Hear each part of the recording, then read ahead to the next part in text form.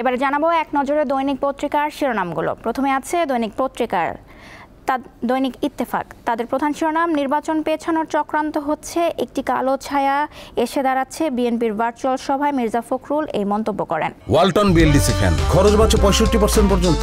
Walton BLDC fan ছড়ায় স্বস্তির সবুজ হাওয়া। এরপর আছে দৈনিক সমকাল। তাদের প্রধান শিরোনাম, সারা দেশে সরকারি 14 হাসপাতালে বন্ধ আইসিইউ সেবা। এছাড়াও তাদের আরেকটি শিরোনাম, এবার ঢাকা অচলের হুমকি, ইশরাকের মেয়র পদ নিয়ে নগর ভবন 6 দিন অবরোধ কর্মী সমর্থকদের। শপথের উদ্যোগ নিতে আজ সকাল 10টা পর্যন্ত সময়সীমা।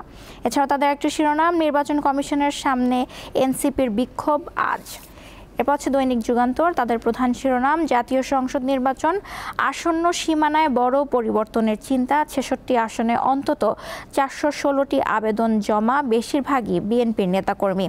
এছাড়াও তাদের আরেকটি শিরোনাম, দাবি না মানলে ঢাকা অচল করে দেওয়ার হুঁশিয়ারি। এরপর আছে দৈনিক প্রথম আলো। তাদের প্রধান শিরোনাম, শিক্ষাঙ্গনে অস্থিরতা, নেই পরিকল্পিত সমাধান। বেশ কিছুদিন ধরে নানা দাবিতে অন্তত 5টি বিশ্ববিদ্যালয়ে অস্থির পরিস্থিতি দেখা যাচ্ছে। এছাড়াও তাদের আরেকটি শিরোনাম, 3 উপদেষ্টার সঙ্গে বৈঠকের পরও অচল অবস্থা কাটেনি। এরপর হচ্ছে দৈনিক আমার দেশ। তাদের প্রধান শিরোনাম, এনসিপিতে টানাপোড়েন, গতি পাচ্ছে না ছাত্রদের দল। এই ছিল আজকের দৈনিক পত্রিকাগুলোর শিরোনামগুলি।